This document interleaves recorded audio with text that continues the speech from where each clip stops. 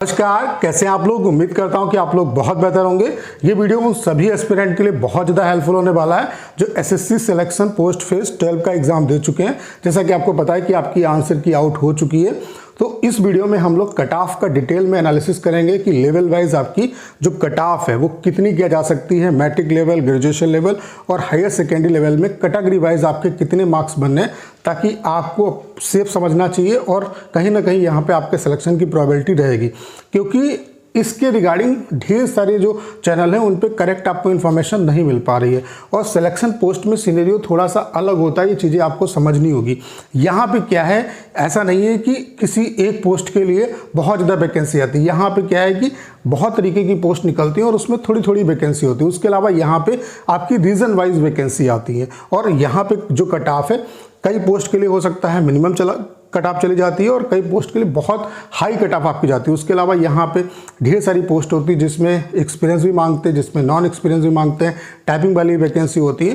तो जो selection post है उसका सिनेरियो थोड़ा सा अलग होता है। तो सारी चीज़ों को कंसीडर करते हुए मैं आपको यहाँ पे ये बताने वाला हूँ कि कैटेगरी वाइज आपका सेफ स्कोर क्या रह सकता है, ताकि अगर इतना स्कोर आपका बनना है तो आपके सिलेक्शन की प्रोबेबिलिटी रहेगी। बाकी इसका जो सिलेक्शन प्रोसेस क्या होता है उसके रिगार्डिंग एक वीडियो मैंने डाल दी है ऑलरेडी, तो उसे अगर आपने नहीं देखा है तो उसे भी जाके देखिए। यहाँ पे चूंकि आंसर की आने के बाद हमारे पास एग्जैक्ट जो डाटा है वो आ चुका है। लगभग 75,000 प्लस जो एस्पिरेंट का डाटा है उसके बेसिस पे यहाँ पे हम लोग एनालिसिस करने वाले हैं। तो ये वीडियो आप सभी के लिए बहुत ज़्यादा हेल्पफुल होने वाला है और मुझे ऐसा लगता है कि इस वीडियो को देखने के बाद आपको दूसरा वीडियो सिलेक्शन पोस्ट की कट ऑफ के रिगार्डिंग नहीं देखना पड़ेगा। तो चलिए स्टार्ट करते हैं। वीडियो को स्टार्ट करने से पहले आप सभी को एक इन्फॉर्मेशन देना चाहता हूं कि अगर आप एसएससी, सीएचएसएल या सीजीएल एग्जाम की प्रिपरेशन कर रहे हैं तो टाइपिंग बहुत ज़्यादा इंपॉर्टेंट रोल प्ले करता है और हमने आपके लिए कंप्लीट टाइपिंग का सॉफ्टवेयर बना दिया जिसमें हम आपको सारे के सारे प्रीवियस पैसेज दे रहे हैं। यहाँ पे आपको 250 पैसे मिल जाते हैं। बाकी यहाँ पे जो लेटेस्ट वाले पैसेज हैं वो भी हम आपको प्रोवाइड करा देंगे। एक दिन का जो डेमो है वो आपका बिल्कुल फ्री है। मैं आप सभी से जरूर कहूँगा एक बार डेमो जरूर दीजिएगा। डेमो का लिंक डिस्क्रिप्शन और कमेंट बॉक्स में पिन किया हुआ है, वहाँ से आप डेमो ले सकते हैं और अगर आप डेमो से सेटिस्फाई होते हैं तो अपना जो बेस्ट प्लान है वो परचेज कर सकते हैं।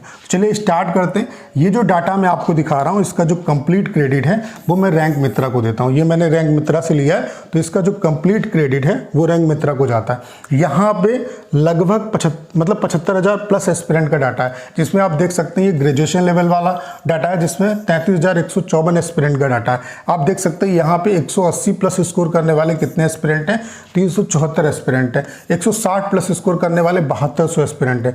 आप 10-10 नंबर घटाओगे तो आप खुद देखोगे यहाँ पे कि एस्पिरेंट की संख्या उसी रेशियो में आपकी बढ़ती चली जा रही है। 150 प्लस स्कोर करने वाले 12,586 एस्पिरेंट है, जबकि वैकेंसी भी यहाँ पे 2,000 प्लस ही है। और यहाँ पे सिलेक्शन पोस्ट में जो कट ऑफ है वो अमूमन आपकी हाई रहती है और सिलेक्शन जो प्रोसेस है वो थोड़ा सा स्लो रहता है। ये चीज़ें आपको पता होनी चाहिए।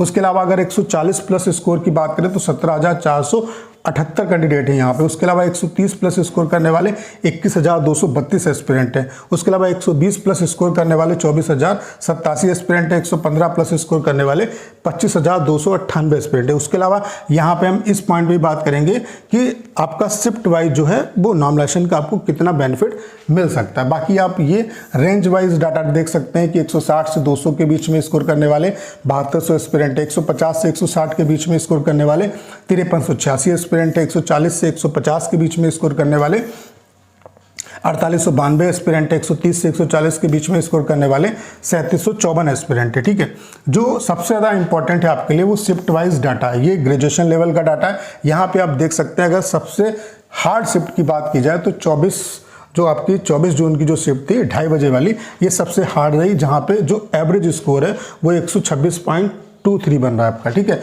उसके अलावा सबसे इजी शिफ्ट की बात करें तो ये 20 जून की जो आपकी 2:30 बजे की शिफ्ट थी ये सबसे इजी शिफ्ट रही।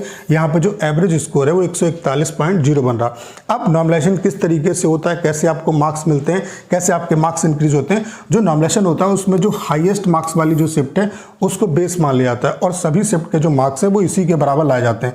यानी कि आप देख सकते हो जैसे कि सबसे हार्ड शिफ्ट में अगर आपका एग्जाम था तो इसके बराबर लाने के लिए यहाँ पे 15 नंबर आपके इंक्रीज करने पड़ेंगे। तो अगर आपका सबसे हार्ड शिफ्ट में एग्जाम था इस दिन, तो जाहिर सी बात है कि आपको नॉमिनेशन का 15 नंबर तक का बेनिफिट मिलेगा। ऐसे यहाँ पे 131 को 141 बनाने के लिए 10 नंबर ऐड करने पड़ेंगे, यानी कि इस शिफ्ट को 10 नंबर का बेनिफिट मिलेगा। ऐसे इस शिफ्ट को 6 नंबर का बेनिफिट मिलेगा, इसको 6 नंबर का बेनिफिट मिलेगा, इसको 6 नंबर का बेनिफिट मिलेगा। तो नॉमिनेशन में जो मार्क्स बढ़ते हैं वो कुछ इस तरीके से बढ़ते हैं। तो शिफ्ट वाइज आप देख सकते हैं कि किस शिफ्ट में आप थे और शिफ्ट वाइज आपको नॉमिनेशन का कितना बेनिफिट मिल सकता है। बाकी ये जो डाटा है वो थोड़ा सा वेरी जरूर करेगा, क्योंकि ऐसा नहीं कि इतने ही एस्पिरेंट ने एग्जाम दिया, ढेर सारे एस्पिरेंट ने एग्जाम दिया, तो थोड़ा सा मल्टीप्लिकेशन फैक्टर जो है वो आपका काम करता है। बाकी जो ऑन एन एवरेज चीज़ें आप समझ सकते हो कि नॉमिनेशन का आपको इतना बेनिफिट मिलेगा, यानी कि सबसे हार्ड शिफ्ट में अगर आपका एग्जाम था तो आपको 15 नंबर तक का बेनिफिट यहाँ पे मिल सकता है। बाकी शिफ्ट वाइज आप देख सकते हैं, ठीक है। अगर हम यहाँ पे हायर सेकेंडरी लेवल की बात करें तो हमारे पास 21,255 एस्पिरेंट का डाटा है। 180 प्लस स्कोर करने वाले 36 एस्पिरेंट हैं, 160 प्लस स्कोर करने वाले 1787 एस्पिरेंट हैं, 150 प्लस स्कोर करने वाले 4159 एस्पिरेंट हैं, 140 प्लस स्कोर करने वाले 6934 एस्पिरेंट हैं, 130 प्लस स्कोर करने वाले 9672, 120 प्लस स्कोर करने वाले 11,990। बाकी डाटा आप देख सकते हैं, ठीक है। उसके अलावा अगर हम रेंज वाइज बात करें तो 160 से 200 के बीच में 1787 एस्पिरेंट लाई करते हैं, 140 से 150 के बीच में 2775 एस्पिरेंट लाई करते हैं, 130 से 140 के बीच में 2738 एस्पिरेंट लाई करते हैं, 125 से 130 के बीच में 1196 एस्पिरेंट लाई करते हैं, 120 से 125 के बीच में 1122 एस्पिरेंट लाई करते हैं। बाकी सबसे इंपॉर्टेंट आपके लिए यह है कि कितना आपका नॉमिनेशन का आपको बेनिफिट मिलेगा। अगर हायर सेकेंडरी लेवल की बात की जाए तो यहाँ पे सबसे जो हार्ड शिफ्ट रही वो आपकी 20 जून की जो 12:15 बजे की जो शिफ्ट थी वो सबसे हार्ड रही। यहाँ पे जो एवरेज स्कोर है वो 114.30 रहा। सबसे इजी शिफ्ट की बात की जाए तो 21 जून की जो 12:15 बजे की जो शिफ्ट थी ये सबसे आपकी हार्ड रही। यहाँ पे जो एवरेज स्कोर रहा वो 125.10 रहा। तो यहाँ पे किस तरीके से बेनिफिट मिलेगा, अब ये बेस होगा आपका, इसके मार्क्स इतने करने के लिए कितना बढ़ाना पड़ेगा, 11। यानी कि यहाँ पे हायर सेकेंडरी लेवल में मैक्सिमम जो नॉमिनेशन का फायदा होगा वो 11 नंबर का होगा। यानी कि सबसे हार्ड शिफ्ट में अगर आपका एग्जाम था 20 तारीख को, 20 जून को अगर 12:15 बजे की शिफ्ट का आपका एग्जाम था तो आपको नॉमिनेशन में 11 नंबर तक का बेनिफिट मिलेगा। वो 11 से 12 भी हो सकता है, आपका थोड़ा सा वेरी करेगा क्योंकि यहाँ पे मल्टीप्लिकेशन फैक्टर काम करेगा। बाकी यहाँ पे कितना आपका बढ़ाना पड़ेगा, यहाँ पे 10 नंबर बढ़ाना पड़ेगा, ऐसे यहाँ पे 7 नंबर बढ़ाना पड़ेगा, यहाँ पे 6 नंबर बढ़ाना पड़ेगा, यहाँ पे 6 नंबर बढ़ाना पड़ेगा। तो शिफ्ट वाइज आप देख सकते हैं कि कितना कितना नॉमिनेशन का आपको बेनिफिट हायर सेकेंडरी लेवल में मिल सकता है, ठीक है। बाकी यहाँ पे बहुत ज़्यादा डिफरेंस नहीं है matriculation level, higher secondary level, graduation level में, क्योंकि एक ही एस्पिरेंट को कई पोस्ट में कई रीजन में अप्लाई करने की अपॉर्चुनिटी मिलती है। उसके अलावा अगर वो तीनों लेवल के लिए एलिजिबल है, जैसे मान लेते हैं आप ग्रेजुएट हैं तो आप मैट्रिक लेवल की वैकेंसी के लिए भी फाइट कर सकते हैं, उसके अलावा 10+2 वाली भी के लिए फाइट कर सकते हैं, उसके अलावा ग्रेजुएशन लेवल वाली जो वैकेंसी है उसके लिए भी फाइट कर सकते हैं। तो अमूमन अगर देखा जाए तो मैक्सिमम क्या है कि एक ही एस्पिरेंट का ये डाटा है, मैक्सिमम मतलब 80% के आसपास आप मान सकते हो कि ये एक ही एस्पिरेंट का डाटा है जो तीनों स्टेजेस में आपका फाइट कर रहा है। तो कट ऑफ जो है बहुत ज़्यादा इसमें मैट्रिकुलेशन, ग्रेजुएशन लेवल और आपका 10+2 लेवल में बहुत ज़्यादा डिफरेंस नहीं रहेगा, क्योंकि सेम वही बच्चा फाइट कर रहा है। तो इसलिए यहाँ पे अलग अलग कट ऑफ का भी कोई मतलब सोर्स नहीं है, कोई भी सिनेरियो नहीं है। एक हाँ रेंज बताई जा सकती है कि कैटेगरी वाइज इतने इतने अगर आपके मार्क्स आ रहे हैं तो आप तीनों लेवल की जो कट ऑफ है उसको क्वालिफाई कर जाएंगे, और कहीं ना कहीं वही मैं आपको बताने का यहाँ पे प्रयास करूँगा, ठीक है।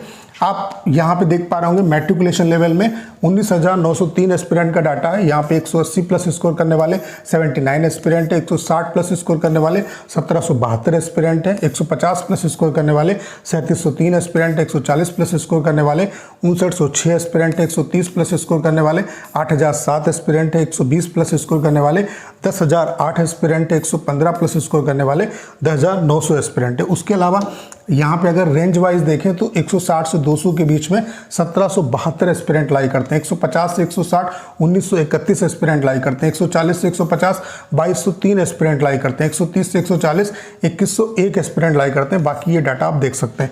जो सबसे इंपॉर्टेंट है वो ये है शिफ्ट वाइज डाटा। यहाँ पे अगर देखें सबसे हार्ड शिफ्ट कौन सी रही, 20 जून की जो 5:15 बजे की शिफ्ट थी ये सबसे हार्ड थी। यहाँ पे जो एवरेज स्कोर रहा वो 104.22 रहा, और सबसे जो इजी शिफ्ट रही वो 24 जून की आपकी 9 बजे की शिफ्ट रही जहाँ पे 119.59 एवरेज स्कोर रहा। तो इसके मार्क्स 119 तक करने के लिए 15 नंबर तक बढ़ाने पड़ेंगे। यानी कि अगर आपका मैट्रिकुलेशन लेवल में एग्ज़ाम था तो सबसे हार्ड शिफ्ट में अगर आपका एग्ज़ाम था इस शिफ्ट में तो आपको 15 नंबर तक का नॉमिनेशन में बेनिफिट मिलेगा। ऐसे ही इस शिफ्ट के कितने मार्क्स बढ़ाने पड़ेंगे, 11 नंबर बढ़ाने पड़ेंगे, तो यहाँ पे 11 नंबर का बेनिफिट मिलेगा। ऐसे यहाँ पे 10 नंबर का बेनिफिट मिलेगा, यहाँ पे 6 नंबर का मिलेगा, यहाँ पे 4 नंबर का मिलेगा, यहाँ पे 4 नंबर का मिलेगा, यहाँ पे 0 का मिलेगा। तो इस तरीके से शिफ्ट वाइज आपको नॉमिनेशन का बेनिफिट मिल सकता है। तो ये तो डाटा है आपका, ठीक है। बाकी मैंने आपको चीज़ें बता दी कि इसमें बहुत ज़्यादा डिफरेंस नहीं है क्योंकि सेम बच्चा फाइट कर रहा है। अब मैं आपको एक कट ऑफ की रेंज बता देता हूँ। कट ऑफ देखो मिनिमम कितनी भी जा सकती है। मैं एक अपर लिमिट आपको बता रहा हूँ कि अगर इस लिमिट में आप हैं, मतलब इस रेंज में अगर आप आते हैं तो कहीं ना कहीं आप समझ सकते हो कि आपका सिलेक्शन हो जाएगा, आपके सिलेक्शन की पॉसिबिलिटी रहेगी। और यहाँ पे ऐसा नहीं है कि इसी के भरोसे आपको रहना, क्योंकि इसमें जो प्रोसेस है वो काफ़ी मतलब उसमें टाइम लगता है, क्योंकि अभी रिजल्ट आएगा, फिर स्क्रूटनी होगी, फिर जिनका टाइपिंग एक्सेप्टेंस लिस्ट आएगी, रिजेक्शन लिस्ट आएगी, फिर जिनका टाइपिंग होना है, स्टेनो होना है वो होगा, फिर डीवी होगा, फिर फाइनल रिजल्ट आपका आएगा। तो इसी के भरोसे मत बैठे रहिए, अदर जो एग्जाम है उनकी भी आप प्रिपरेशन करिए। बाकी एक कट ऑफ का मैं आपको रेंज बता देता हूँ, चाहे आपका मैट्रिकुलेशन लेवल हो, चाहे इंटर लेवल हो, चाहे ग्रेजुएशन लेवल हो, बहुत ज़्यादा इसमें डिफरेंस नहीं रहेगा। अगर आप यूआर कैटेगरी से हैं और 155 से 160 के बीच में अप्लाई कर रहे हैं तो सिलेक्शन आपका हो जाएगा, आप मतलब निश्चिंत हो सकते हैं, ठीक है। ये हकीकत है, ये हकीकत आपको कोई नहीं बताएगा। बाकी ये रियलिटी, अगर आपने इससे पहले एग्जाम दिए होंगे सिलेक्शन पोस्ट के तो आपको इसके बारे में पता होगा। अब मिनिमम कितनी भी जा सकती है, आपकी 70 भी जा सकती है, 80 भी जा सकती है, 90 भी जा सकती है, वो पोस्ट वाइज आपका डिपेंड करे, क्योंकि पोस्ट वाइज कट ऑफ बता पाना बहुत मुश्किल है।